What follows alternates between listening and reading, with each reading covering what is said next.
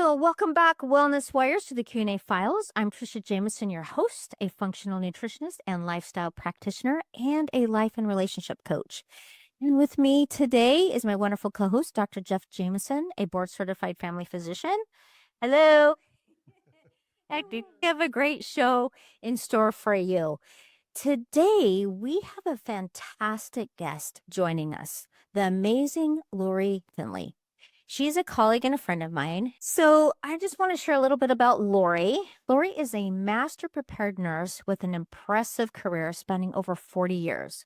She has evolved from her early days as a registered nurse to advanced roles as a clinical nurse specialist and nurse practitioner.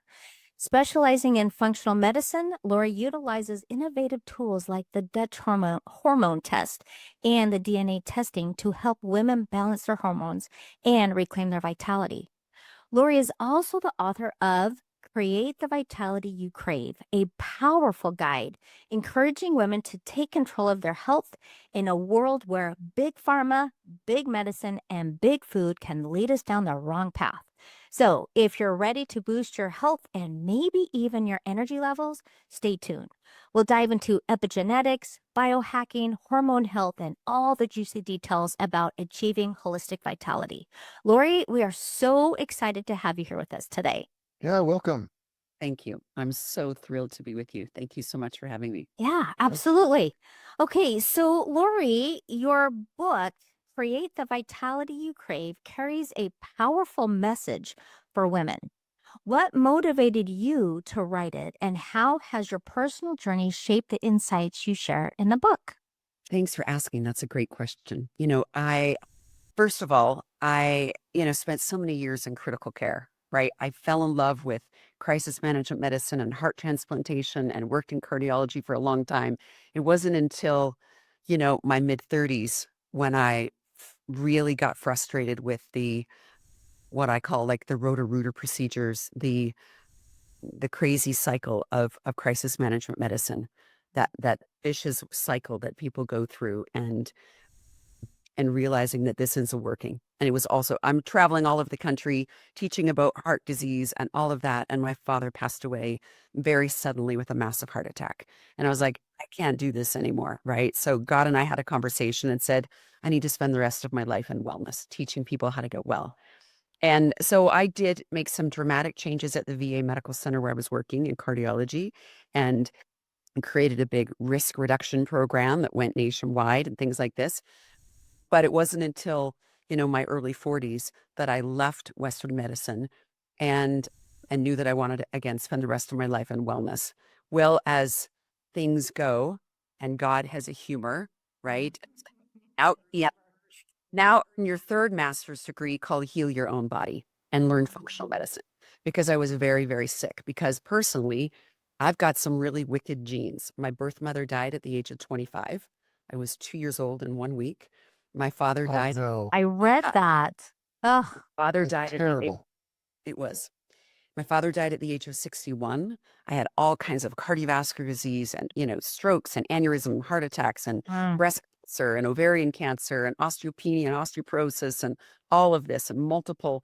It was like, I don't have, great genes on my side. So I started studying, I started healing my own body, or trying to. I hated biochemistry. And all of a sudden it was like, if you want to heal your body, you better master this. And so I got certified in natural hormone therapy with a naturopath, and really learning about functional medicine and cell receptor sensitivity and all of these things that impact our hormones and can restore our vitality. And, Western medicine told me it was all in my head. I literally had a provider that said to me, and this was a colleague. He literally put his hand on my knee and said, quote, or asked, how many hours a day do you spend studying your illness on the internet? Unquote. It's just like, wow. And then he said, why don't you just leave all of your healthcare up to me? That was, and 2 days later, he tried to prescribe hormones based on false positive lab data.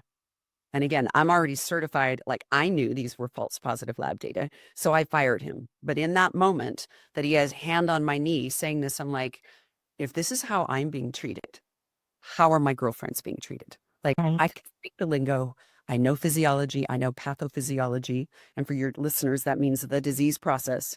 Like, I know all this and I'm being treated like this. How are my girlfriends being treated? And it Well, was same. the same. Exactly.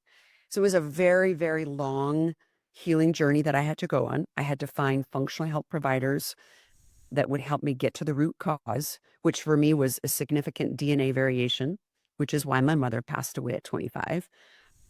Some significant environmental toxins that I had no idea I was being exposed to for years. It took them 15 years to find the black mold toxicity, right?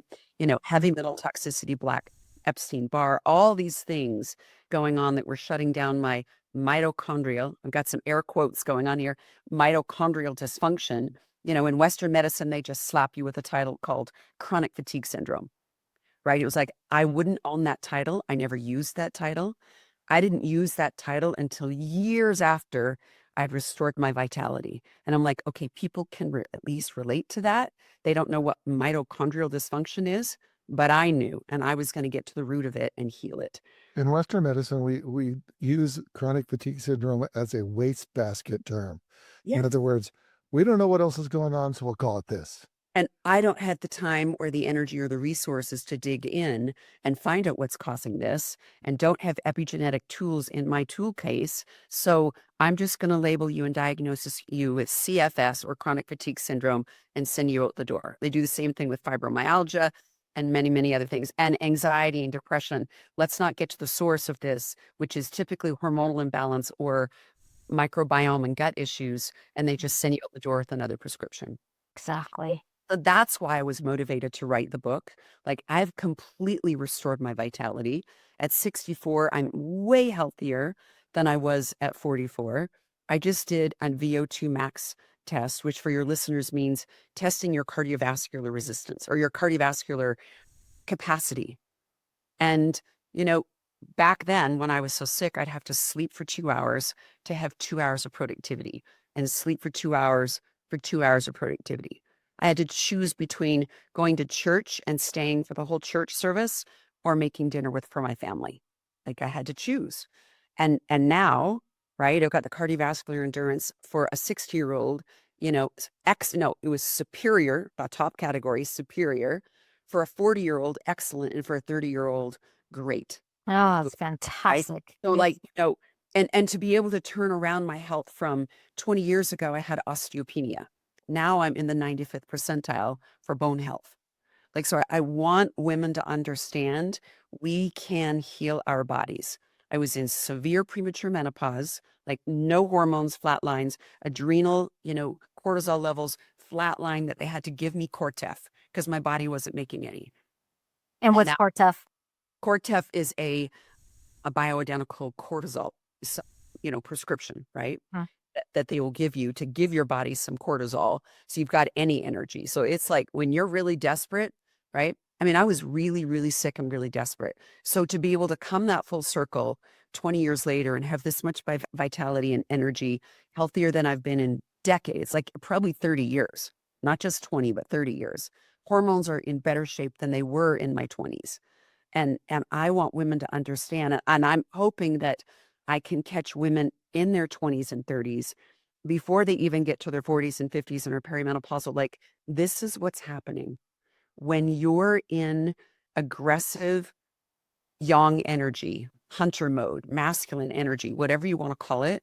Like, this is what it's doing to your hormones and your adrenals. And this is what it could lead to down the road. And we've got tools now in functional medicine that we can predict, the risk of breast cancer in your 20s. It's not a mammogram at 40, which causes breast cancer, which can lead to and put you at higher risk for. No, it's things that we can see now. So I want women to understand this is what epigenetics means. Only 5 to 10, well, MD Anderson Cancer Center said back In Texas. like, this is old news. Do you think we've heard about this on the news? No. But MD Anderson Cancer Center said that only 5 to 10% of disease is caused by bad genes. Right. And the rest of it's caused by environmental factors. The rest And is caused by epigenetic factors, right? Like what we're eating, and what we're drinking, and the air we breathe, and the people we hang out with. And according to Dr. Bruce Lipton, the godfather of epigenetics, it also means the thoughts we're thinking, right? fascinating. Absolutely. You know, Absolutely. this is very cool for me because, you know, in standard Western medicine, there is none of this expressed, and we don't have a clue of what, you know, that this is about, nor do we know how to handle it. And it's And so nice because Dr. Jeff is so much more open than, so many of his colleagues. And I just so appreciate that. Right. I do. well, there's so much more than, I mean, I found this, you know, in the last 10 years or so of practice that I also got really upset with how things were going and trying to understand, you know, everybody doesn't need a prescription Right. and everybody doesn't need, you know, they need to change things on their own. And are they willing to do it? And a handful of people are willing to make those changes, and then the rest of them, they don't. And so it's trying to reach those that want to, and that's, I think, one of the main reasons we are here together today, is we want to reach those people who want to make changes and who Right. are ready to see different opportunities than what is normally provided in Western medicine. Exactly. Well, and it took you some time to make that switch. Yes. Wayne, Thanks for reminding me of that. Appreciate that. well, it did. I mean, that's not how you were trained. You didn't have Absolutely not. nutrition classes. You didn't have a lot of the modalities that, I've been able to open some doors for you that, you've been able Yep. to kind of take a You and look at. others, and that's true. And that's a really, it's been a challenge to kind of, excuse me, unwind some of the previous training and be able to say, okay, let's look at this differently. Let's make another go at this. Let's test some different things. And that's really been helpful, you know, especially when comes to hormones. It's really changed the way I practice, you know, in the last 5 years. Yeah, that's I see. well, so I really applaud you for that. And fortunately, there's other providers out there like you, right, that are willing to get some flack initially, get some flack because they're fighting the system. And, some of them might lose their jobs, etc. I mean, I wasn't even trained as a nurse practitioner or in any of my nursing. And we had way more nutrition education than a physician.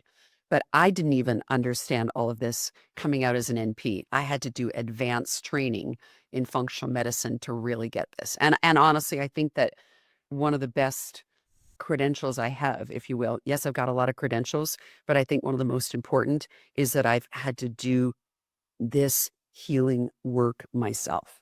Exactly. And I know what it takes, and I can relate to people, right? That's Yeah. awesome. Definitely. You know, I'd love to hear more of your story, maybe another time, but I'd love to hear more of that story and how you went from where you were at age 44 to now where you are at age, what, 62, you said? 64. 64, you know. So that's just an amazing journey that I'd like to hear more about. So, Well, no, it's fascinating. If someone were to read what I went through, and some of that I do write in my book, you're like, gee, goodness, was she a hypochondriac or what? Like all this stuff going on. In fact, my former stepson said, Lori is the healthiest, sickest person we know, or the sickest, healthiest person we know, right? That I was doing all of these really, really good things, yet my white count was down to 2.8. And my best friend that was going through chemo was like, okay, chemo girl. Like hers was 2.8 and she was on chemo.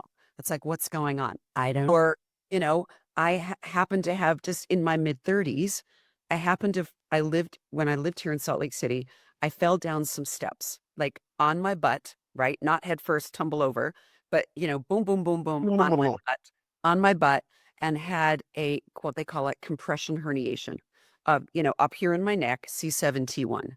Well, I had horrific issues with that and pain all day, every day. And I saw a chiropractor 2 or 3 times a week, but nothing was helping. So I literally wore an ice pack under my lab coat, stethoscope, lab coat, ice pack, right? Every day at work, seeing patients and living on ibuprofen. Because they don't tell you when you're going to, school as a nurse practitioner that ibuprofen is going to cause leaky gut syndrome. And they don't tell you anything about leaky brain syndrome either, that the two are connected. So I was having all kinds of gut issues and issues with my autonomic nervous system and, like blacking out, like all kinds of things going on that Western medicine couldn't figure out. Right. So it was this long, long journey. It was just like, just keep pulling this string. And what is causing all this? Right.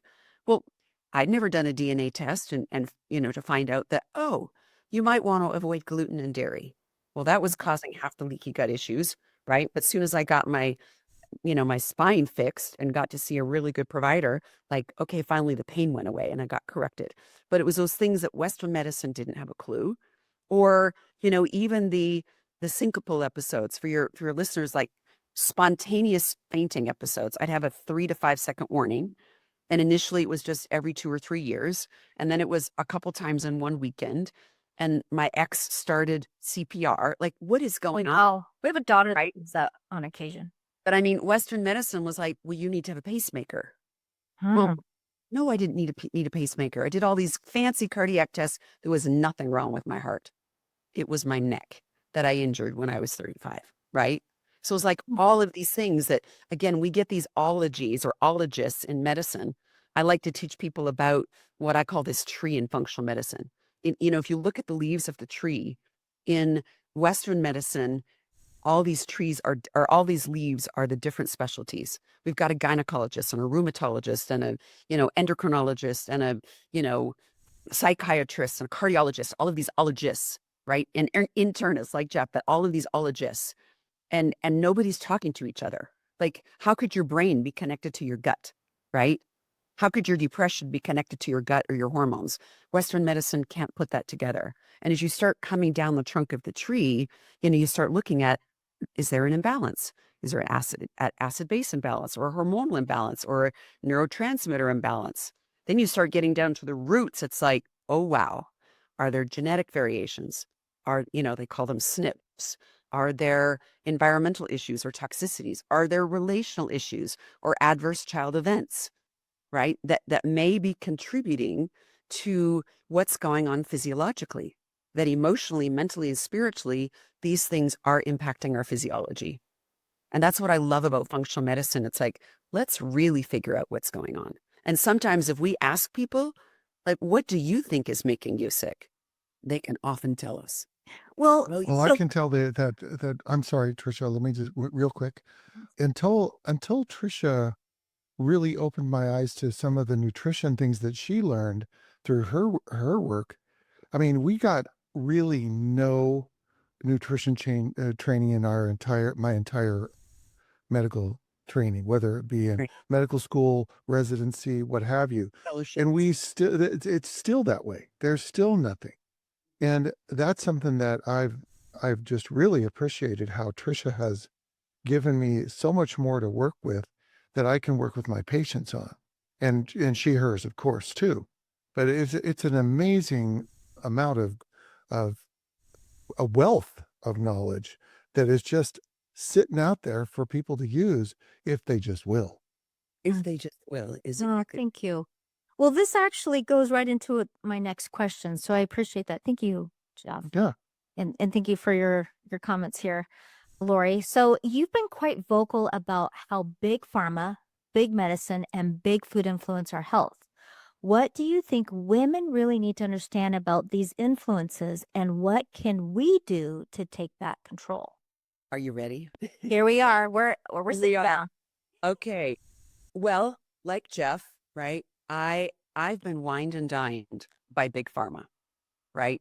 Wined and dined, fancy, fancy dinners, trips, the bagels, the sandwiches, the lunches, the dinners, the The pizzas. circuses. Yes. Yeah, like all kinds of things by big pharma. I wish they still did that. And, as a brand new clinical nurse specialist and then nurse practitioner was like, wow, so these are the perks of getting your graduate degree, right? And literally they were the ones training us and teaching us about their product and kind of like changing even how you read the clinical study to be in their favor and we should prescribe their drug, right? So I've gone through all of that, right? The whole big pharma. But, the more I've studied and even the more I've studied about big medicine and big pharma, and coming back to my experience at the VA Medical Center, I have such incredible love and reverence for our veterans. And we had to work like dogs and jump hoops to try and get them the prescriptions that they really needed, right? Like battling with the government and big pharma and big medicine and all this to try and make a difference. And then there's big food, right? And I remember hearing a few years ago of a really, really impactful interview with a gentleman that had a PhD in psychology, and he was a consultant in the big food industry, right? So he would go into companies and let them know what they needed to do to their products so that they would sell more products. In other words, what excitotoxins do you need to put in your products so that we would all become addicted to your product, right? So That's a real thing. He couldn't say any, of course, names, because he said, if I give any names, I'll be put behind bars, right? For life. But Yeah, the non-disclosure agreements would go crazy. Right. So he said, but I will say this. He said, it was very, very impactful one day as I came out of a board meeting of this big, big company that makes sports bars. So he wouldn't go into more specifics, but he says he came out of that meeting and the CEO said to him, quote, the best thing that we ever did was take the money out of the inside of the bar and put it into the packaging. That scares me. What? That scares me too. Oh my Right? gosh. And we have not been trained to read packages. So my message to women, first of all, is that we have no idea unless you start understanding, and this is why I write it in my book and so passionate about this, unless we understand that our risk of hormone-related cancers, breast, ovarian, uterine, cervical, right, hormone-related cancers, including prostate for men, Right. and thyroid, yes, is directly linked to poor hormone metabolism.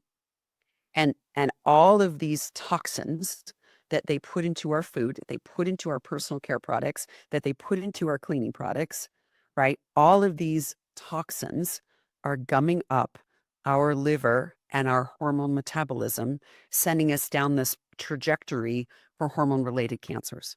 And there are ways that we can track it and measure it.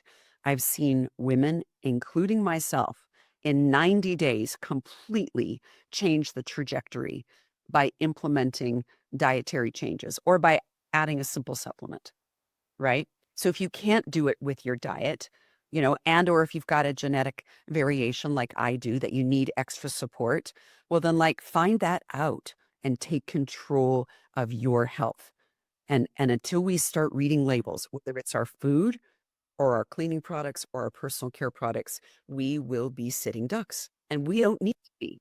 And we have to be our own advocate because Yes. no one is going to care for us like we will. And it's just, we think sometimes our government's going to take care of us. No, absolutely not. And thing that I think I find fascinating, there's so many products and chemicals that they use that is allowed in the United States that is banned in other countries. That just makes me crazy. Right. Even our lighting and our light bulbs, right? What they are doing to us, and EMF, electromagnetic frequency. And I talk a lot about that in my book as well. But I mean, the government just outlawed the safest light bulbs for us. That's crazy, right? What's going on in our world? People have no idea that electromagnetic frequencies are, in many ways, is a silent killer like cigarette smoking was, right? Or women don't know. In fact, I've been reading, there are so many experts out there that are my mentors. One of them, right, is the physician and author of the book called Dark Calories, right? And it's all about the dirty 8 oils, the hateful 8, she calls them. And, she goes into all this fancy biochemistry that goes over my head that's really profound in the first chapter. But she's, Who's the author? you know what? I can't remember right this minute. Apologize. But it's called Dark Calories. Huh. But she summarizes in the end of the first chapter, here's the hateful 8 oils. And then she says, here's an example. When you go out and buy, anywhere you go, any restaurant, fast food, and you have French fries, the oils in those that they're cooked in, and the oxidative damage, the reactive oxygen species and oxidative damage and the stress that's caused to your body by one French fry is equivalent to you smoking one cigarette. Wow, that's fascinating. That's fascinating. Like there's so much we don't know, right? That the government isn't teaching us, isn't telling us. And we as consumers I need to be aware. We need to be studying and reading labels and listening to experts to know that, wait a minute, I am not turning my health over to the FDA. Yeah. Right. Amen. Definitely not there. Yeah, and that goes for in so many ways too. I mean, even when we talk about Western medicine things, the FDA has had so many things wrong. It's like the whole COVID vaccine debacle to me. That has been such a big problem because the darn thing doesn't work. And there's so many parts of it that are harmful. And I've seen more people be sick because of the vaccine than are helped by it by a great amount. I mean, this is just one example of how the FDA isn't protecting us. They're protecting their pocketbook, and that's really it. And I mean, I experienced this when I was in cardiology, back in the 80s, right? They come out with the pyramid, right? With on the bottom is carbohydrates and up the healthy fats. There's been clear studies like published in the British Medical Journal, right? In the Lancet and things like this. And they compared high carb versus high fat. And the mortality and morbidity of a high carb diet is unbelievable. And if you just look at the trends in our nation since the 80s and look at the obesity and diabetes, right? The diabetes and obesity and the Alzheimer's and dementia and the heart disease and the cancers that have just exploded since the American Heart Association implemented that. But would they recall that when these studies came out? Of course not. Or the Pink campaign that focuses on, breast cancer awareness. And I'm like, wait, why don't we shift that to breast health awareness and let women know that really the women out there don't know that, the FDA and the NIH have actually paid millions of dollars to a physician to help him come up with a new screening tool because of the adverse events that mammograms cause. But mammograms are still considered the quote standard of care. So when you're 40, you should go get a mammogram. And it's still a thing where there are different ways to look at breast imaging and so on. The hard part is that there aren't very good methods. There just aren't. I mean, even the ultrasound techniques, they're limited. The thermographic techniques they're limited. And so, there aren't really good things until it's almost too late. And so prevention is the key. Right. And that's why I have been shouting from the rooftops and blowing my trumpet, if you will. And I'm sorry to interrupt, by the way. That's why I've been shouting from the rooftops about the Dutch test, dry urine testing for comprehensive hormones. Insurance doesn't pay for it. Of course, insurance doesn't pay for it. But out of my pocket, I want to know what my hormone metabolism is. Like if this is the predictor, and I've got more clinical studies, you can go to PubMed and you can start researching about, this is a, fancy 2-hydroxylation, 16-hydroxylation, and 4-hydroxylation. To your listeners, that means there's one really good healthy pathway for estrogen metabolism, and there's 2 dirty pathways. And one of them literally, like there's all these clinical studies that show that the 4-hydroxylation pathway damages DNA. And they've done clinical studies that show that our cleaning products and our personal care products are what's causing this uptick in the 16 and 4-hydroxylation, the dirty hormone metabolisms. But there are things that we can do, like uptick on our cruciferous vegetables, like get rid of the toxins and then increase your cruciferous vegetables, and all of your greens. Like that will make it. Broccoli and cauliflower. Broccoli, cauliflower, and kale and cabbage, right? And for your listeners, like every time someone has a drink of alcohol, it lowers their glutathione levels. And glutathione is critically important. It's the longevity molecule, the super longevity molecule, but it's also the most important molecule for detoxification. So if we're using up our glutathione on a glass of wine every night, we don't have that glutathione available to get rid of all those dirty estrogens. It's like we get to choose, and we've got that, we can take control. of those kind of things. But Western medicine is not teaching that. And they're just saying, go get a mammogram. When, as you've said, Jeff, a mammogram is not a screening tool. It is, so the best thing I think that we can do is wait, very, very preventative, and go to the very, very root cause, which is in your 20s and 30s, you can see, what does my hormone metabolism look like? In fact, Dr. Tara Scott, has said, and for your listeners, she is a functional medicine provider and is an expert in hormones. And she literally says that the standard of care should be a Dutch hormone test at 25 and 35 and 45 and 55, so that women know, okay, this is what my body typically does, and how can I shift this? For me and Okay, so Lori, this is really Yeah. interesting stuff. Right. I don't know as a physician how to get the Dutch test. Okay, How we're can going to I talk about that. Hang on a tell my second. patients? Okay, you guys are getting ahead of me here. Oh, Got a oh, couple so great sorry. questions, but I want to talk about this one first, and then we're going to go to that in just a minute. Great. Okay. So, Lori, you mentioned that only 5% of diseases caused by bad genes, Right. with the other 95% influenced by epigenetics. Can you explain epigenetics, what epigenetics is, and why it's so important to our listeners to grasp? Sure. So I want to start with that first, because I think that's going to be a Because foundational piece. the subtitle of my book is Epigenetics 101, right? To unlock your healing power. And people don't understand that. So, in my book, I don't talk about, well, there might be a handful of genes that I talk about, or SNPs, variations in genes that I talk about. But mostly everything I talk about is, how can you improve the overall function of your genes? Because we have the capacity with epigenetics, and I'll explain it in a minute, to turn our bad genes off and turn good genes on, or vice versa. So I'm a musician, and She sang with Gladys Knight. She has sung with Gladys. I'm a flautist, I'm a choir director. I mean, I love music. So I like to use a big black, grand piano as an analogy, right? Like the wires on the piano remind me of our genes. Like they're there. Or they could be missing. Like I am missing an entire gene. It's like the wire isn't there. So if I were to press that note, nothing would happen. So I have to work around that for my health. Again, it's why my mother died so young. But with that said, so there's the wiring, and then there's the keyboard, right? And there's pedals, right? And we don't know how that piano is going to express itself.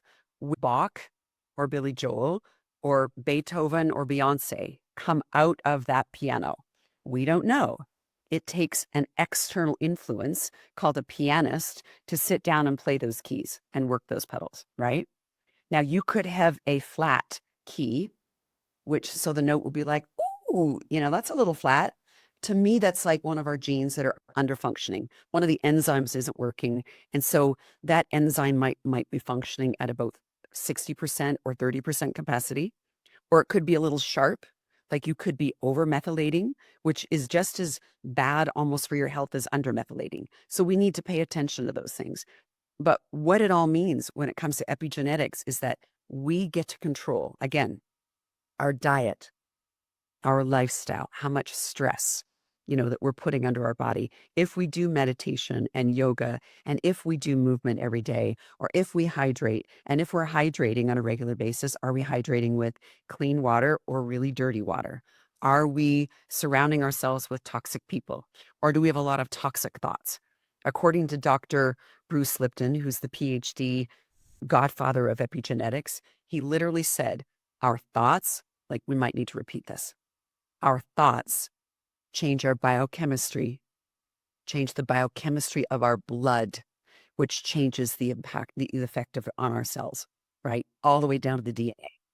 Candace Pert, Dr. Candace Pert, who started Body Mind Medicine and worked for NIH and Washington University, etc. Brilliant, brilliant woman. She discovered the opiate receptors, like brilliant.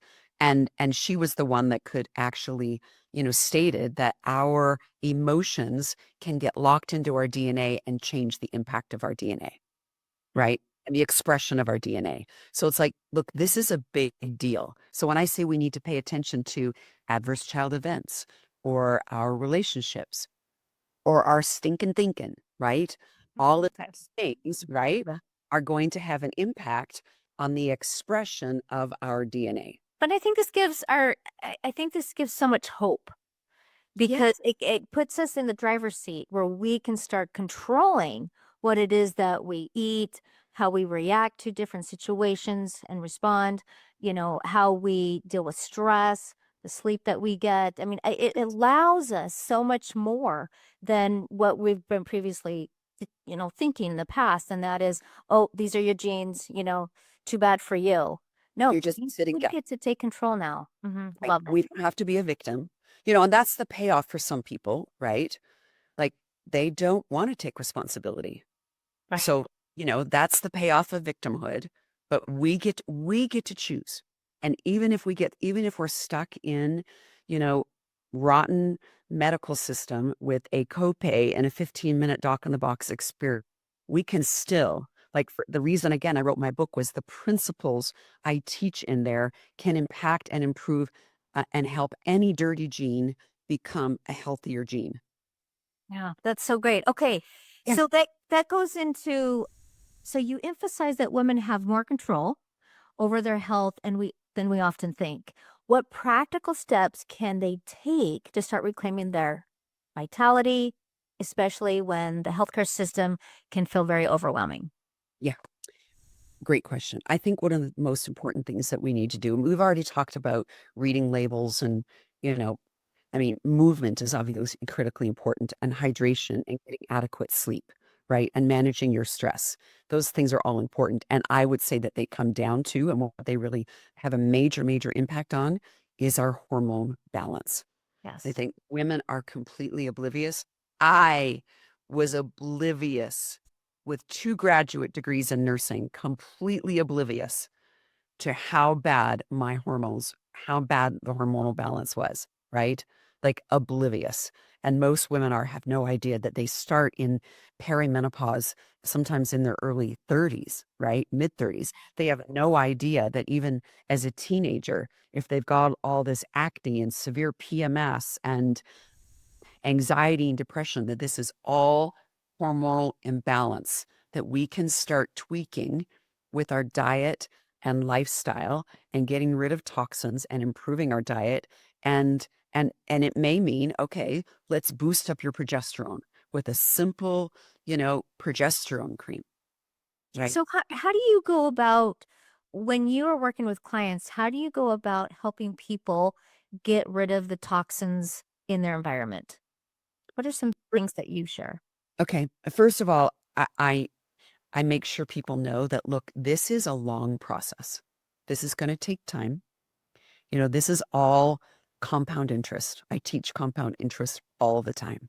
It's like, in our 20s, we've been taught, you need to start saving for retirement in your 20s, right? And yet I meet clients all the time that are in their 40s and 50s, and their fiscal portfolio looks great. Their physical portfolio, on the other hand, is a mess, i.e., they've got chronic disease and their labs are a mess. They feel like a mess, and all their labs should reveal it. So I want women to know and help them understand that they can gradually start doing these things. I talk about regular cleansing, right? Just adequate hydration is a great thing, but trying dry brushing, right? Dry brushing to help the lymph system. Jumping on a So mini explain what dry brushing is. dry brushing is a lovely soft brush, right? And you literally start at the at the top of your foot and dry brush up your leg to your groin on both legs, and doesn't take a lot of pressure. It's very, very light, but you can start at the top of your hand and draw up your arm all the way up to your neck, up your breasts, like up to your neck and up towards your heart, so that you're stimulating your lymph system to start working better and getting rid of the toxins in your lymph system. But jumping on a mini trampoline is also amazing, right? That up and down G-force, right? And what that does to our body and our immune system and our lymph system, right? Those are some things that we can do. Yes. Do I think that everyone should have an infrared sauna and, you do use an infrared sauna every week? Yes, that's amazing, right? What that does to cleanse and detox your body. movement and exercise helps you sweat. That is one of your cleansing, systems in your body is your skin. So sweating is really important for cleansing. Yoga and breathing, or mindfulness and breathing and meditation, like use your lungs, or again, aerobic exercise. But I think mindful breathing and yoga is better for, as you exhale and get rid of all these toxins. Again, make sure that you're having really good hydration and fruits and vegetables. A lot of vegetables that are high water content, right? Like perhaps cucumbers, right? And vegetables that have high water content are great for your liver, or excuse me, for your kidneys. Dandelion tea.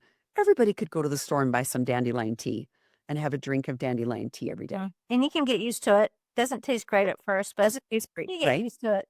Mhm. But I recommend the organic kind, not the toxic. But anyway, but there's little things, and I write about that in detail in my book, the things that we can do every single day and why Excellent. it's important, and how we can implement these little things in our lives, right? That are not that challenging. Yes, I write an entire chapter or an entire chapter on biohacking, what that means and what we can do, and some of the cool modalities out there. I mean, some of them I've been using for 20 years.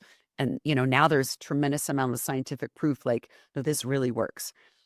Some of them are more cutting edge, but if people are interested, there's a really amazing community out there if you really want to take charge and handle your longevity, right? Prolong. And my whole point is, I want, and I encourage my clients, let them know that your longevity can match, or your vitality can match your longevity. And that's what I'm working for. It's like Yeah. my grandmother spent 7 years in an institution with Alzheimer's disease and didn't know anyone. So her longevity, right, was there, but the vitality wasn't. And like we have And what a the power. difference that would make. Yes, we've got the power to control that. Yeah, absolutely. Well, you just brought up biohacking. So Right. I'd like to, and that kind of seems to be the rage these days. Right. What does that really mean? And how can women use it to optimize their health? Well, basically it means, that we can take control of our internal and external environment to improve our health and vitality, right? To influence our longevity, right? And again, basic things Mhm. that I say every day that we can do that are biohacking, right? That you and I have been teaching. Jeff, you've been teaching, get out and exercise, move your body, drink good, healthy, water, turn off your cell phone. Don't wear it on your body with your cell phone on. Put it in airplane mode, because this is what that 5G and those EMFs are doing to your body, right? And I know Put that too close to your head.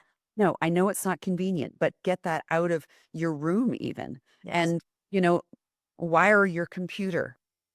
At my house, I only use Wi-Fi when I'm on my Peloton, and then it goes back to my landline, right?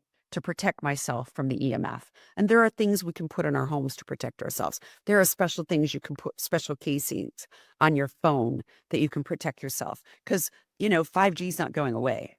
All those 5G. No, it's And going it to be 6Gs and it's going to be 10G. It's not like it's not going away. And so we need to take responsibility and do what we can to protect ourselves, right? Little things like that make a difference. So biohacking, again, the things that we can do on the internal of our environment, in our body, and the external, like what are we doing to support our microbiome, our gut health? Because that impacts almost every area of our body. What are we eating, and how is that impacting our microbiome? What are we drinking? And is that sabotaging our health and our hormones and our microbiome or not? Are we sabotaging or supporting? So those are things that we can do. And again, I talk about different biohacking techniques like grounding. In Florida, right? I could go out in bare feet and go walk on the beach every day. That's awesome grounding that supports my body and the healing and the health in my mitochondria. Well, when I move to Utah and there's snow on the ground, I won't be walking barefoot, right? But I do sleep. I've slept on a grounding sheet for years and years and years. And what that does to reduce inflammation in your body is profound and improve sleep, right? Simple biohacking things are improving your sleep. Like, for heaven's sakes, First of all, get rid of the TV in your room. You shouldn't have a TV in your room. Make sure it's cold. Make sure you've got white noise and you wear, dark, dark cover, or your room's really, really dark. And even something simple, like when I didn't put my funky glasses on today, but I wear these funky yellow glasses, all day, every day when I'm in front of the computer that decrease blue light. I wear red ones in the evening so that I don't monkey with my melatonin. I like that kind of monkey with my melatonin. There you go. That's nice. There you go. I've never seen. Well, you better write that down. I don't want to monkey with my melatonin or mess up my melatonin. Little things that we can do to improve our sleep, which will profoundly impact our hormones. Dr. Sarah Gottfried, she's a brilliant, Yes. physician that specializes in hormones. She was like, one poor night of sleep can like have you fall down 2 or 3 flights of stairs hormonally just in one night of poor sleep. So those are things that we can do to biohack our health and longevity.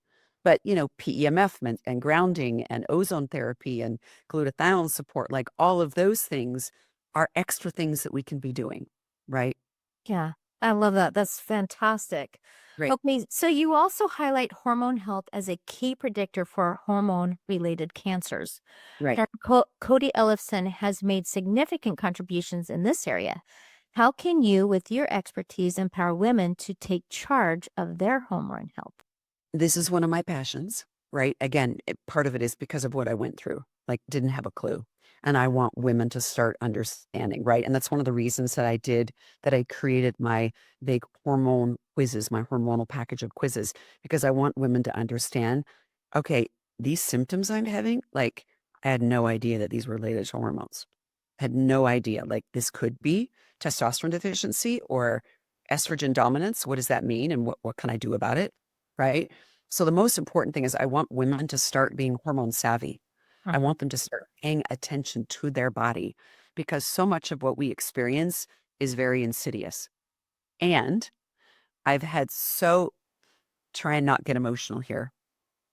I've had so many women that have come to see me in their early 30s. And the medical community has said, quote, "Of course you feel old.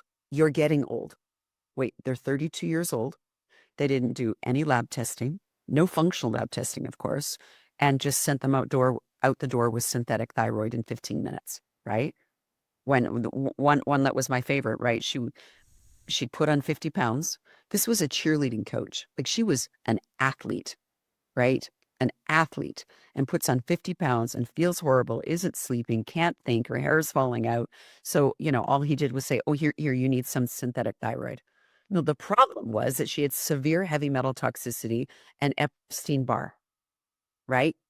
And we didn't even do a DNA test yet to see if she had methylation issues and all this other stuff going on. But they never addressed any of the root causes, right? But her hormones were a mess. And I mean, I've seen young women, for instance, another quick story. A young mom that I know, she had, well, I could tell you several stories. A young mom that had endometriosis, and she was a mother of 7. Of course, her gynecologist said, "Let's cut out your uterus." So they cut out her uterus, and 18 months later, all of her symptoms, including the horrific abdominal pain, are back, and she's gaining all this weight, and she's got anxiety and depression. And guess what? Taking out her organ, doing the hysterectomy, because they used to say women had hysteria. That's what they called hormonal imbalance. We were just hysterical, right? So they I didn't know this. Oh, this was back in the 50s and 60s. It was called hysteria. And so they just did a hysterectomy, and they never got to the root cause, right? And of course, I did a Dutch hormone test, and this woman is a mess with poor hormone metabolism and hormonal imbalance, causing estrogen dominance, which causes endometriosis, which for our listeners, that's like way too much estrogen compared to progesterone. And part of that was because mother of 7, she's under unbelievable stress, and her adrenals were flatline, and they weren't giving her any support, right? Or another one who, had migraines for 7 years, daily, horrific, debilitating migraines. And I knew, and I've known this gal for a few years, I knew that it was hormonal imbalance and estrogen dominance. but I didn't overstep my role as friend, right? I kind of hinted occasionally, but she wasn't ready. Then she got pregnant and her progesterone levels skyrocketed like they do in pregnancy. And guess what? The headaches all went away because now she's got more progesterone compared to the toxic estrogens in her body. So they were gone for 9 months. Baby's born. Within a couple of weeks, the migraines are back. So her Huh. Western medicine trained physician wanted to now prescribe synthetic progesterone. And that's when I overstepped my bounds and said, okay, I love you too much. I'm going to please beg you not to do this. And started her on natural progesterone cream. And in 2 weeks, the headaches, the migraines have been gone. And that's been 8 months ago. Like simple things. Women need to understand their hormones. They need to understand about estrogen dominance.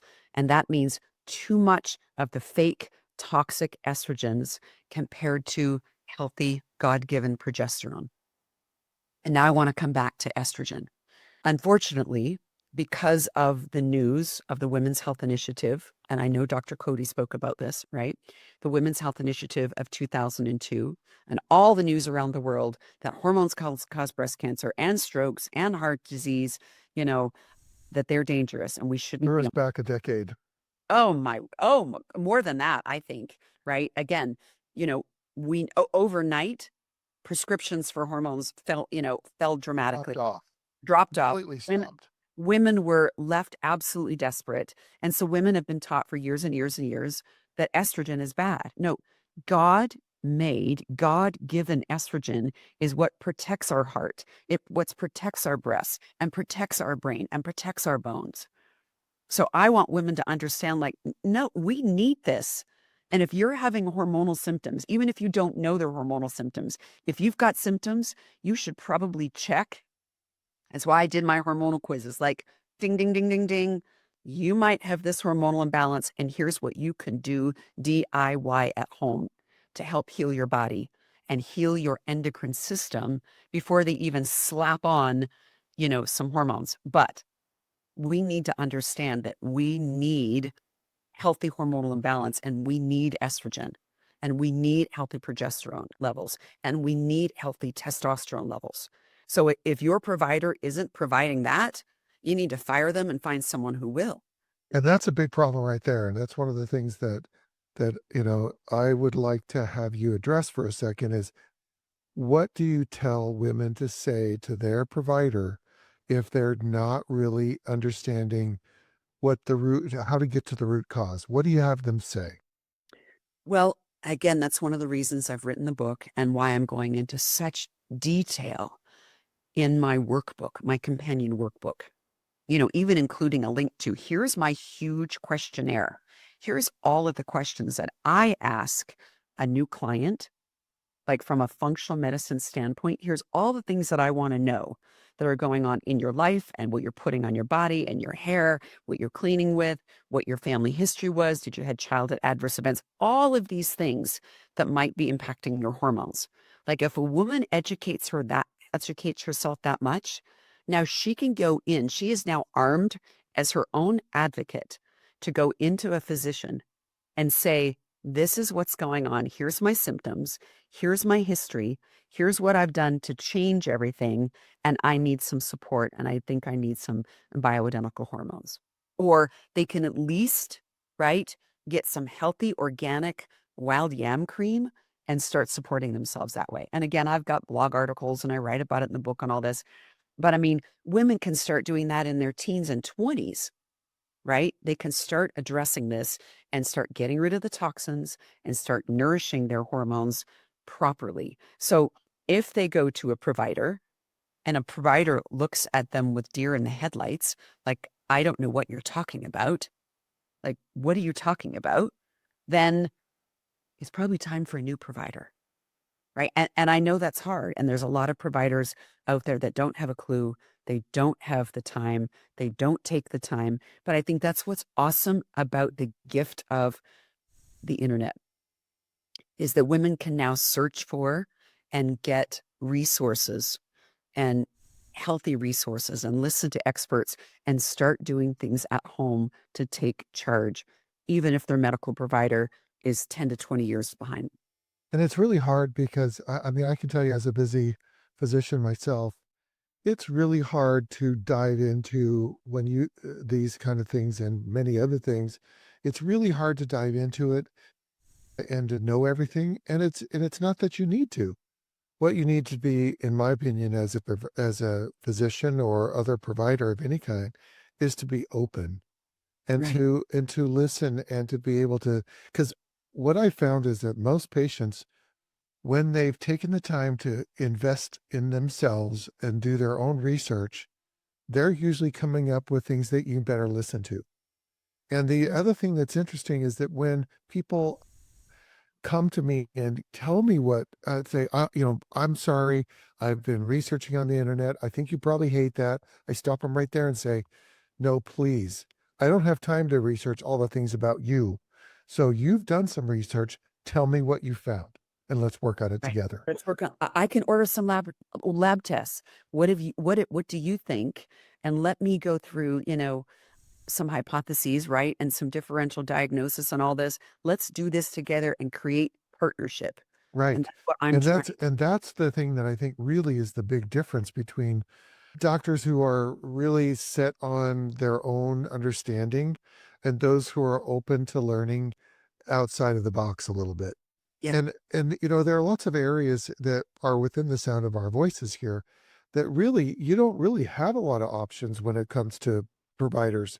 To go find another provider may mean to travel hundreds of miles. Right. And that may not be something that you can do. And Or so it's out of your insurance network and you don't have right. exactly. And you've only got, two nickels to rub together. And Right. so these are things that you have to take into as a human being and say, okay, I do need to advocate for myself. I need to have information like we're trying to give to you today and understand and get some new understanding about me specifically. Right. Right. And that's why I am passionate about teaching about epigenetics. It's like, wait, you mean that if I incorporate the simple things you teach in your book, I'm going to actually up level and improve the function of all of my genes, all of your genes. Yes, you may have some genetic variations that I do. They call them, again, SNPs, single nucleotide polymorphism, or a variation that needs a little bit more of this supplement or a little bit more of that supplement that, can be tweaked. But everyone can either make their good genes dirty or their dirty genes bad. Excuse me, their good genes Better. dirty or their bad genes better, right? Yeah. Mm-hmm. Like, are you going to have a glass of wine or a glass of water with lemon or a green drink? Like, you choose, but one of them, like the green drink, is going to support healthy hormone metabolism, and the glass of wine is going to sabotage it. Are you going to have those French fries with each French fry equaling to like one cigarette of oxidative stress? Or are you going to have a salad, right? Like, we get to choose. Right. And you have to also remember on salads to not load it with so much dressing that you just take out whatever you just gained. Right. So Or all of those have it- dirty oils, right? Absolutely. We may have to be savvy and go to the grocery store and search out. I mean, I use Primal Kitchen oils because clean, organic. So good. So good. Right. So good, delicious. Expensive, but so good. Expensive, but so good. Like, so is healing your body from what I've went That's through. right. I can just tell you, right? So I'd rather pay for the bottle of oil Uh-huh. or have an avocado and smush it up, and that adds flavor. Or, add some healthy seeds and things to the salad to spice it up, even if you just have some nice healthy oil and vinegar, Right. right? Instead of some ooey There's some salad. great balsamic vinegars and things like that. They're Yes. just So good. to die for. So to die Yes. for, right? Even flavored vinegars. I mean, some of them have sugar in them, right? But you can get fancy flavored vinegars that are just like, wow, Yeah. right? And add all this flavor and deliciousness to a recipe that you It don't. doesn't take much. No, Well, and spices. Spices add so much flavor as well, and herbs. right? I mean, there's just so much out there that we can do. And the other thing is your taste buds do change. They do change. So, and your body really craves a good food. We don't think it does at the time because we're, wanting sugars and carbs and all the things that we're used to eating, the American diet. But once we start eating better, your body wants that. It was very interesting. I had a woman that was, I believe she's 45, and she came to me, and she's come to me several times, basically crying because she's gained 35 pounds over where she was when she was a teenager. And she just says, I do everything. I work out, I do this, I do that. And I finally dug in and said, okay, do you want to really lose weight? Well, yes. I said, well, tell me what you eat. And she started telling me. And it was like Doritos and Chips Ahoy cookies. And she has a whole bunch of M&Ms at her next to her desk to keep her. Yeah, I mean, but I eat so good. Yeah. And I said, how much do you exercise really? And she said, well, I walk, basically to the mailbox and back, and that's about it. And I said, well, tell me about, do you eat any fruits or vegetables? She says, well, I like apples, but I don't really like any other fruits, and I don't like vegetables. And I said, how old are you? She said, whatever she was, 42 or something like that. And I said, well, it's time to take your teenager taste buds into your adulthood. It's time to move on, and it's you have got to start eating vegetables. Your body's craving them. Well, we started, having her move towards those things and said, you have to drink 80 ounces of water a day, good water every day. I can't do that. It'll interfere with my coffee. and so, and once she started to cut these other things out, and she's down 15 pounds in 2 months. I mean, it doesn't take long. Yeah. Right. Yeah. And she's thrilled. It's like, I had no idea. Right. No idea. It's like, of course you did. You just didn't want to do it. And it's so funny. We have a teenage son, and the last probably week, especially, I make smoothies every morning, and he just does not eat well. I mean, we will have all the vegetables, great food in front of him, and he's a teenager, right? Right. But I think he's starting to recognize when he doesn't eat well, how he feels. Right. And you have to get to that place. But lately it's been great. So he's starting to get into wrestling season in the next couple of weeks. And so now all of a sudden things are really important to him. And just before he goes to an early morning seminary class, and, usually he's not hungry in the morning, but lately, all of a sudden, he's been having his, I give him a cup of a smoothie, and usually I have to, whatever it is to get him to take it or to drink it. But on his own, he has been totally drinking it. And Mom, this is really good. He's actually been saying thank you, because I think he's starting to recognize when he does have it. Yes, he feels better throughout the day. He has more energy. He can think more clearly. I mean, there's just a lot, that sets you up for, success throughout your day. Yeah. So Absolutely. I'm sorry, I have to get back to the Dutch testing. Okay. Well, wait, here we are. Okay. Okay. All So right, please. here's the question. You use advanced tools like the Dutch hormone test and DNA testing in your practice. How do these tests provide women with valuable insights into their health, and how can they shape personalized treatment plans? Oh, I love this topic. I started using the Dutch test about 8 or 9 years ago, and it's been amazing to me. In fact, I've actually called the company in tears to thank them for this test, because what I can do for women now that I couldn't do 20 years ago when I was certified. I can't wait to hear about this. Initially certified in hormone health, right? 20 years ago, we'd have to do urine and blood and saliva testing to try and get what we can get out of the Dutch test. So the Dutch test is a DIY at home, right? They send you a kit, and for my clients, I can get them $100 discount. You can use the code LD as in Dawn, LDF100, and get $100 off. But anyway, with that said, We'll have that in the show notes just for our listeners. little tiny swabs of cotton that are like the size of your baby finger.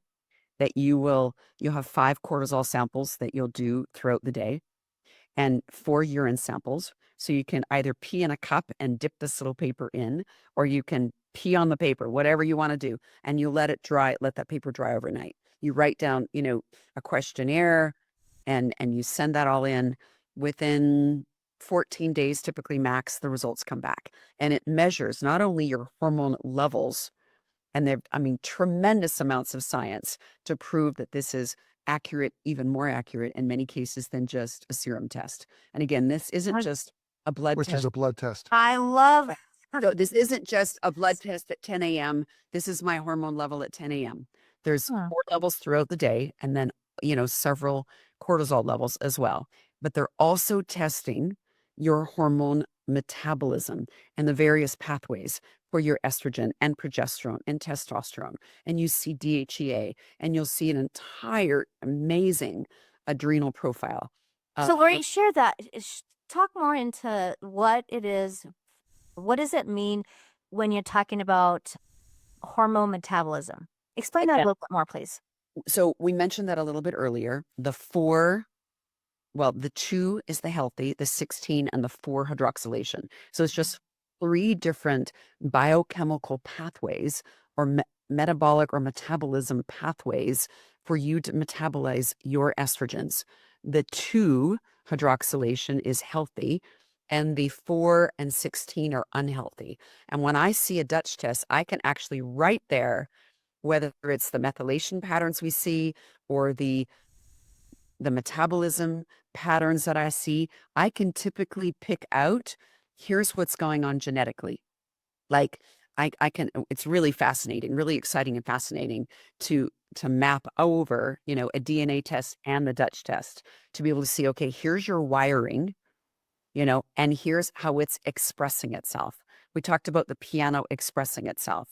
So again, I can look at a Dutch test and go, there's a good possibility that you've got some funky wiring going and some funky genes going on, and we need to support those.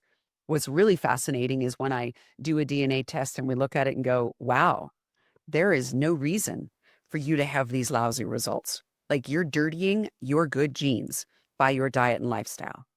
Other people, they're doing all they can, right? They really are having a lot of fruits and vegetables and cruciferous and on and on and on, but they've got some, genetic variations that they need to support and upregulate through excess nutritionals and things like that. But again, with the Dutch test, it shows us neurotransmitters, it shows us gut health and neuroinflammation, it shows us your cortisol awakening response and what your adrenal reserve looks like.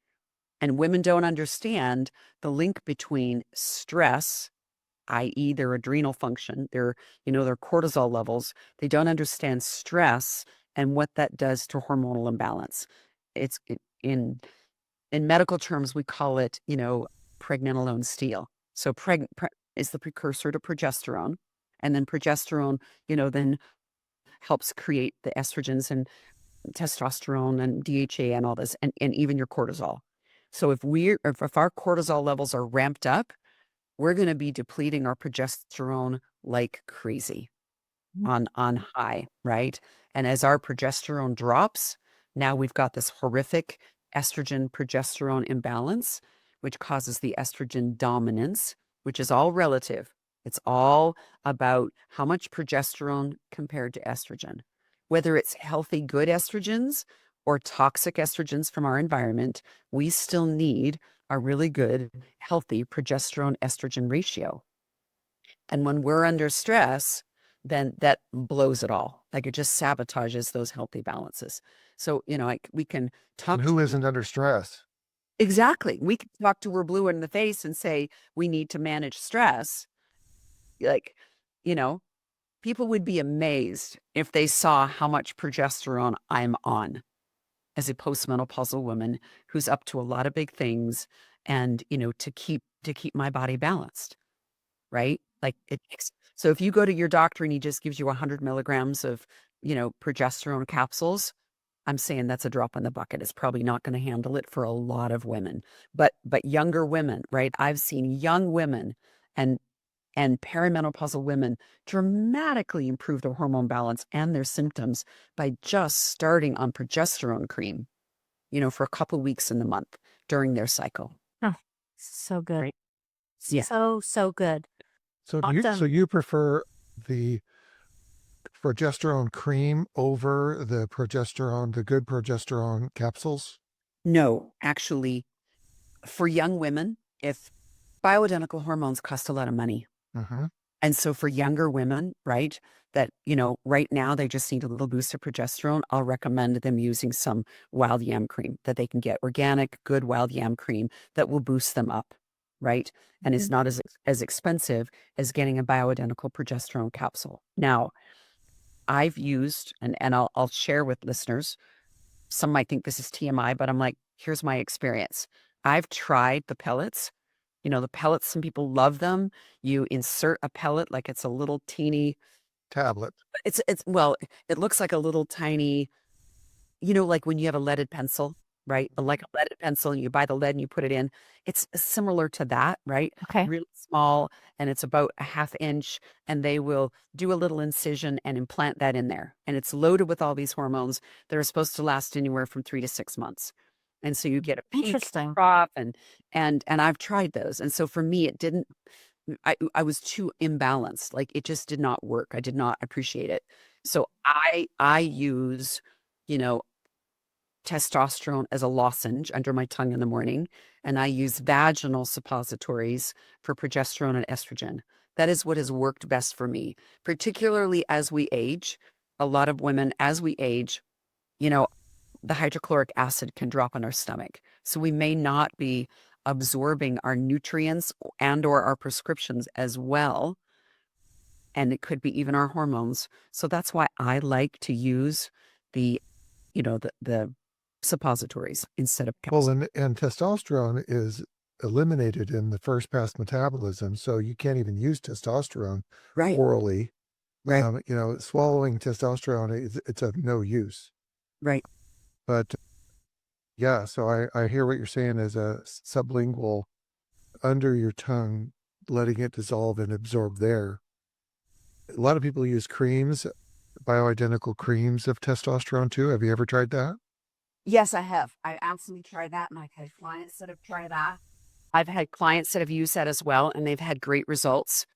So it depends. I think it's important for women to try that and see what they like best and go from there. Yeah. Okay, excellent. Okay, we've got one more question. So you introduced the creation principles: see, say, feel, do, and become as a framework for lasting change. Right. How can these principles help women develop meaningful habits without feeling overwhelmed by perfectionism?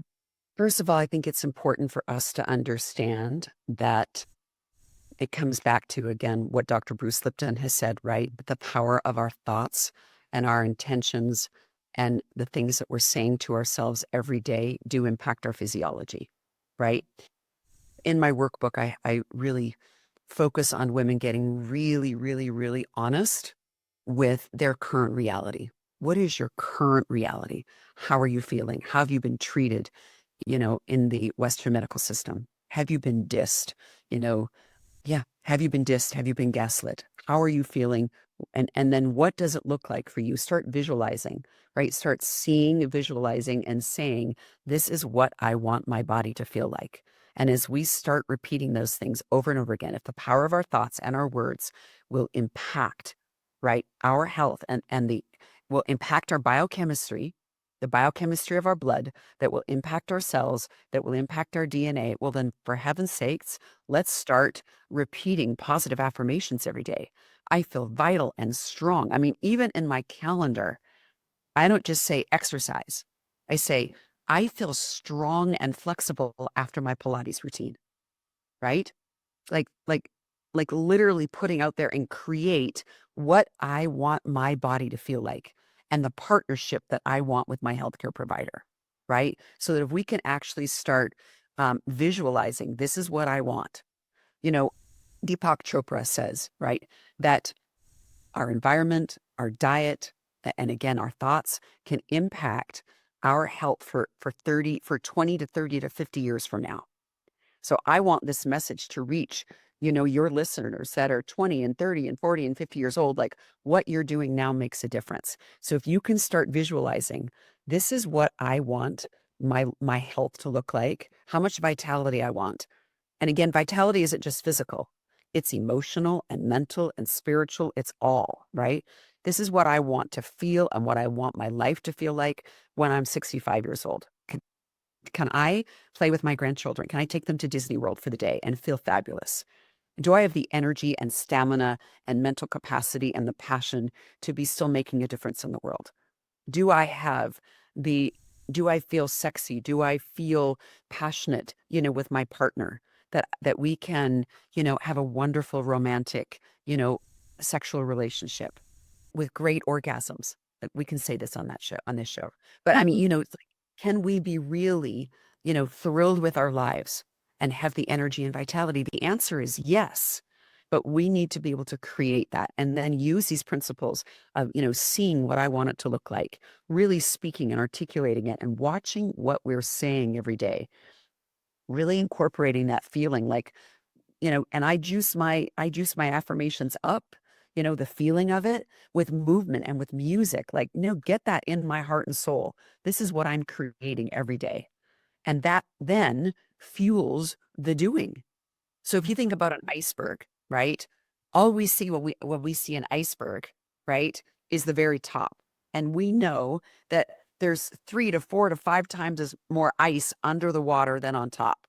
So the spiritual creation of see, say, and feel are that important. We can just start exercising and changing our diet, right?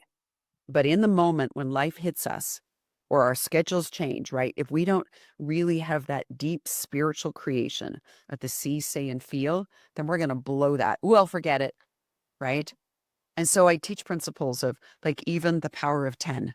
Sometimes, 10 years is too far away, but how do I want to feel in 10 minutes or 10 hours?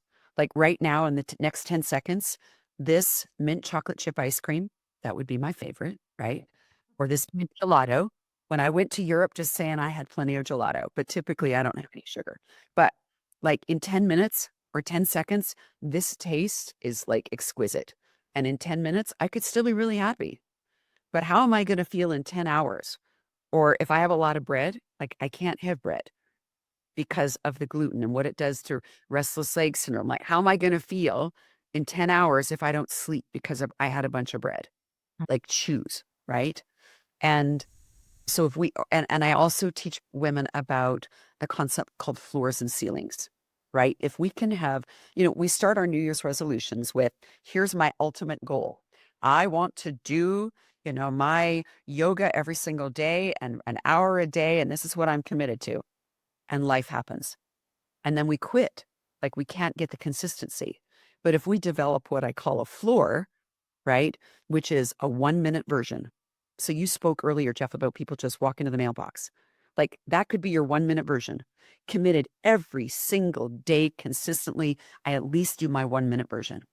Right. And then you've got your huge goal. So if we can do our 1-minute version and not beat ourselves up and create the consistency without the perfectionism. So honoring ourselves, like I'm being consistent. I am creating a healthier Lori every single day, right? So good. We can gradually make these changes without beating ourselves up. Oh, so good. Yeah. Jeff, do you have any last minute comments or questions for her? Is it pretty when you get the results of a Dutch test? Does the test give you interpretation of the test as well? Yes. Okay. The Dutch test gives you extensive interpretation, and they have an incredible team of providers that you can call day. You can call any day and say, hey, I have a 5-minute, consult. You can What schedule. does a typical Dutch? Sorry, I stepped over you. Say that again.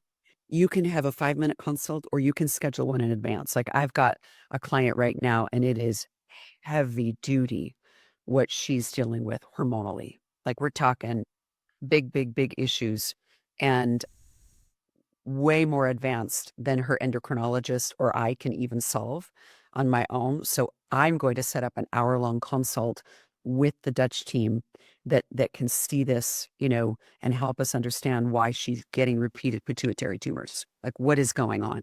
And for us to be able to get in at the root cause and heal this, right? But typically, a 5-minute call, and I've done it for so many years. All I need is a 5-minute call. Like, here's what I see. Here's what I'm going to do. Anything I'm missing, right? Now, your question, Joe. The other question is, how much does a Dutch test cost usually? A Dutch test, the one that I use and prefer the most is the Dutch Plus test, which is $650 retail. Again, I can give people a discount.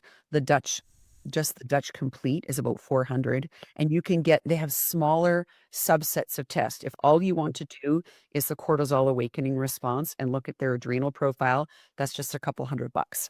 They have a more advanced test called the Dutch Mapping for women that are, trying to get pregnant or having hormonal issues, significant hormonal issues. I mean, I had one client in her mid-30s. She didn't want to get pregnant, but she was crashing before her cycle. And so we did the Dutch mapping that looks at 14 days of hormone levels, and we could clearly see that she was ovulating early. She was not only ovulating early, but her estrogen levels were plummeting on a very steep line.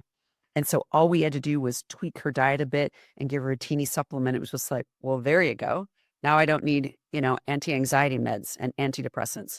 It's just a little tweak in her hormones. So, Lori, are you taking clients currently? I am taking clients currently, right? Okay. So I'll do Excellent to know. as far as a full-time coaching client, right? I'll just take 5 long-term clients, and I'm starting my group coaching program at the beginning of the year, which means that, women can do a Dutch test and we can go over their particular test even, on the Zoom call together.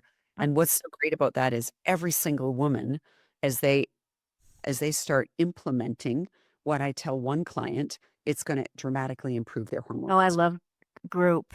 So be sure and send us, Trisha, if you may already have this, but your contact information so that we can put it in the show notes so people can get in touch with you if they wish to. And also, obviously where they can find your book. Yeah, so that's what I was just going to say is, for our listeners interested in diving deeper into your work, where can they find more information and what special offers do you have for them today? So you can find me at lorifinlay.com, F as in Francis, INLAY. You can find me at Instagram at lorifinlaynp.coach.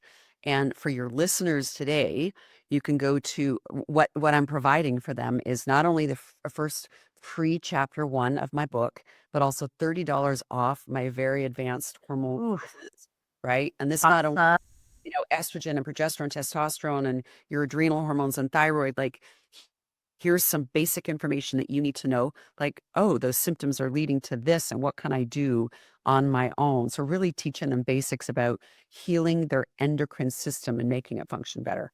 So they'll get $30 off of that. So if they go to Lori Finlay, LORI, F as in Francis, INLAY.com /QA files, right? The QA files, no, and just QA files. lorifinlay.com /QA files, then they can get the free copy of the book and get the big discount on the hormone quizzes. Look at that. Fantastic. Look at that. Fantastic. Awesome. I love that. Okay, well, thank you, Lori, so much for sharing your incredible expertise with us today. From exploring epigenetics to practical biohacking and hormone health, it's clear that reclaiming our vitality is not only achievable, but essential. So for our listeners, don't forget to check out Lori's book, Create the Vitality You Crave, and take advantage of her special offer. Details will be in the show notes. She just shared them right now with you. And as always, thank you so much for tuning in to the Q&A files. Please send your questions to trishajamisoncoaching@gmail.com so maybe you can be featured on our upcoming episode. So please remember to hit subscribe, leave a review, and share with your friends and family. Stay curious, stay empowered, and we can't wait to see you next week. Bye, everybody. Bye. Bye. Thanks.